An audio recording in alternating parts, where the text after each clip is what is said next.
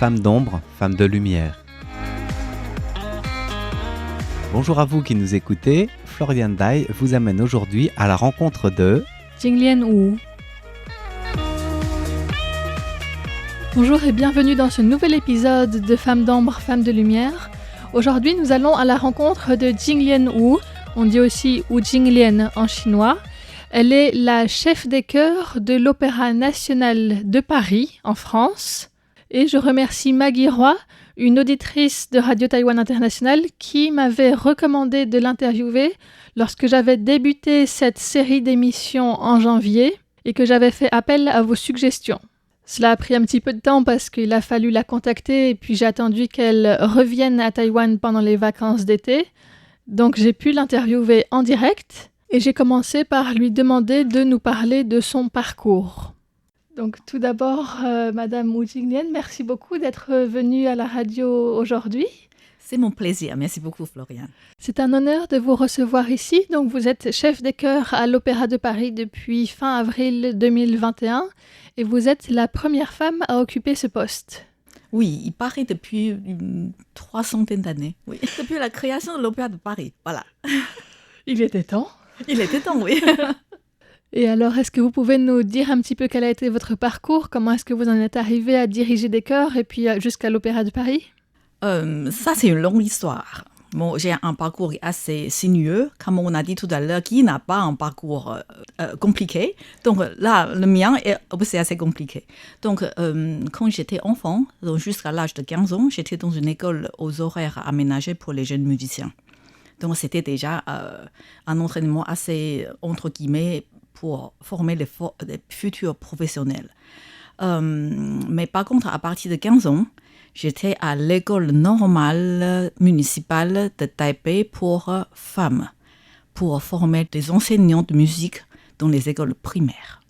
Donc, vous voyez que c'est déjà quelque chose qui n'était pas dans le parcours normal, parce que la plupart de mes camarades sont allés tout droit vers la musique, au conservatoire de musique ou bien après dans les lycées musicales et universités musicales. Donc, j'étais à cette école normale, donc en chinois c'est Taipei Nu Shizhuan, mais dans le secteur musique. Et après ça, j'ai enseigné 2 ans dans les écoles primaires avant de partir en France. Alors, vous allez me demander pourquoi la France? En fait, c'était à l'époque où j'étais extrêmement passionnée de la musique impressionniste. Et bien sûr, comme la plupart des Taïwanais, je prépare pour partir aux États-Unis. Donc, j'ai préparé tous mes examens, etc., etc. Mais un jour, j'ai un professeur qui m'a dit, écoutez, il y a le gouvernement français qui offre 4 bourses, dont une bourse pour la direction de chœur. Est-ce que tu ne veux pas essayer? J'ai passé le concours, j'ai eu la bourse. C'est une bourse pour 1 an. Donc, d'un coup, je suis rentrée à la maison, je dis à mes parents, écoutez, bon, c'est fini les États-Unis, je vais en France. Donc, j'ai pris mes bagages et puis je suis allée en France. Alors, entre le moment où j'ai eu la bourse et le moment de départ, j'avais 6 mois. Donc, j'ai eu 6 mois de cours intensifs en français et après, je me suis débrouillée.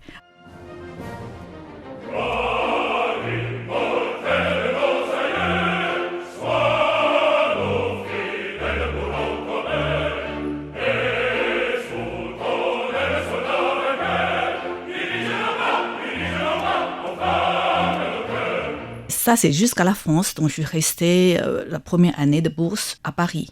Et après, j'ai passé un concours pour rentrer au Conservatoire supérieur national de Lyon dans le secteur de direction de chœur. Mais à partir de là, comme la bourse était terminée, c'était la bourse des parents. Donc, mes parents m'ont soutenue. Je suis très, très reconnaissante.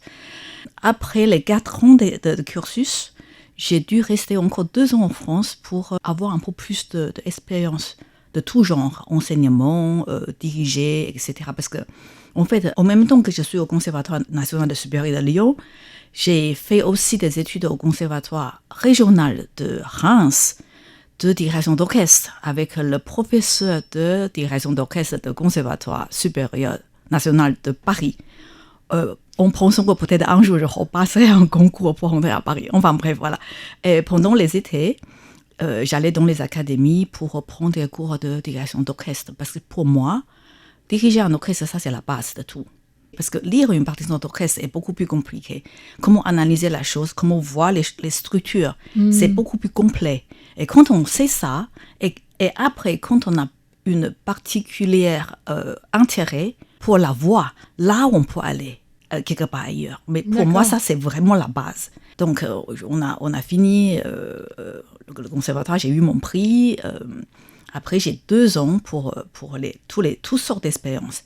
Et c'était pendant ces 2 ans-là, j'ai été une fois assistante d'un chef de chœur allemand, Gunther Wagner, à l'Opéra de Lyon, juste pour une production, parce qu'il demandait un assistant qui sait jouer du piano. Et comme c'était à Lyon, donc l'Opéra de Lyon a demandé au Conservatoire supérieur de Lyon, et le directeur a recommandé une des élèves qui a eu récemment le prix, donc moi, là-bas. C'était la première fois que j'ai touché le domaine lyrique. Après ça, donc, le temps a passé, j'ai continué à chercher du boulot.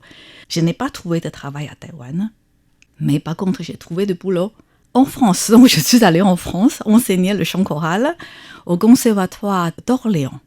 Ce n'est pas très loin de Paris, donc j'habitais à Paris, je travaillais à Orléans. Et au bout d'1 an, ce chef de chœur allemand m'a téléphoné un jour. Comme je suis quelqu'un d'assez timide, j'ai rarement gardé le contact avec les gens, je téléphone rarement aux gens. Mais lui, il m'a téléphoné pour me demander « Qu'est-ce que tu es en train de faire ?» J'ai dit « J'enseigne au conservatoire. » J'étais très fière.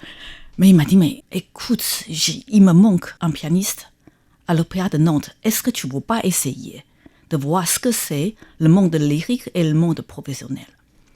J'ai passé mon concours, j'ai eu le poste de pianiste. La première année, j'ai gardé les 2 postes. Donc, j'enseignais le jour où l'Opéra de Nantes a du repos, à Orléans, et tout le reste de la semaine, je travaille à Nantes comme pianiste de chœur et chef de chant, une production par an. Et la 2e année, comme ce chef de chœur, M. Wagner, m'a proposé le poste d'assistant de chef de chœur à l'Opéra de Toulouse, au Capitole.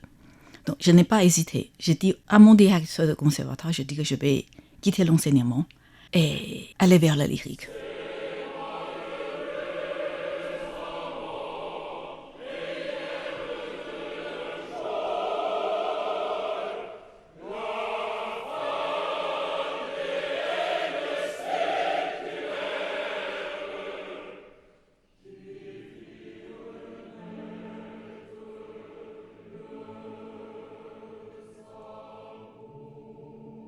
Ce n'est pas parce que j'aime pas l'enseignement, mais il y a quelque part une manque. Quelque chose me manque. On peut travailler beaucoup plus, façonner beaucoup plus la voix qui sont déjà travaillées avec un chœur professionnel. Il faut revenir dans les années 80, 90, 91. Quand j'étais à Nantes, c'était 89, c'était l'année où le mur est tombé. Donc, à cette époque-là, il y avait peu de chœurs professionnels en France, sauf le chœur de Radio France, c'est les chœurs lyriques en France. Donc, je me suis dit que tout d'un coup, il y a une porte qui est ouverte à moi. Donc, je me suis dit, ok, je quitte l'enseignement et donc je suis allée vers le lyrique. 1 an d'assistanat à Toulouse et l'année d'après, j'ai passé un concours et j'ai eu le poste de chef de chœur à l'Opéra du Rhin, à Strasbourg. Et là, je suis restée 10 ans. Ensuite, c'était le directeur du Grand Théâtre de Genève, M. Jean-Marie Blanchard, qui m'a proposé le poste de chef de chœur à Genève. Donc, j'ai quitté Strasbourg, je suis allée à Genève et là, je suis restée 13 ans, de 2001 à 2014. Mais en fait, à partir de 2011, à peu près par là, il y avait le casting director de l'Opéra des Pays-Bas, donc Amsterdam, est venu écouter une coproduction. Et on a parlé un tout petit peu de comment travailler le chœur après la représentation. Et 2 semaines après, j'ai reçu un mail de sa part, me demandant est-ce que j'ai envie de concourir pour le poste de chef de chœur à Amsterdam. C'est un théâtre très reconnu pour leur conception moderne et leur façon de faire des ouvrages classiques d'une manière moderne. Et donc c'est un théâtre que je voulais travailler depuis longtemps. J'ai passé 2 ans de concours. Ils ont mis 2 ans pour trouver un chef de chœur. Donc j'ai passé 2 ans de concours, j'ai fait 2 productions, une par année, une par saison, de ce qu'ils appellent trial production, donc STC. Après, j'ai eu le poste. Donc, de 2014, j'ai été chef de chœur à Dutch National Opera à Amsterdam. Là, j'ai passé vraiment quelques années vraiment extraordinaires, de voir beaucoup de choses et surtout de toucher un autre type de voix. Parce que jusqu'à là, j'ai travaillé qu'avec des voix plutôt du sud. Et Amsterdam, c'est du nord. C'est pas tout à fait le même type de voix, donc il faut réfléchir, voir comment je peux travailler pour avoir le résultat que je veux. Ou bien qu'est-ce que je dois laisser pour ne pas avoir le résultat que je ne veux pas. Après, vous savez ça très bien, c'est le Covid. Et j'ai eu la proposition de l'Opéra de Paris à la fin de Covid, donc en 2020, en décembre. Voici donc pour le parcours de Jinglian Wu. La semaine prochaine, nous continuerons à parler de son rôle en tant que chef d'orchestre. Mais avant cela, je vous laisse écouter un extrait de Faust avec le chœur qui a travaillé avec Jinglian Wu, Gloire immortelle de nos aïeux.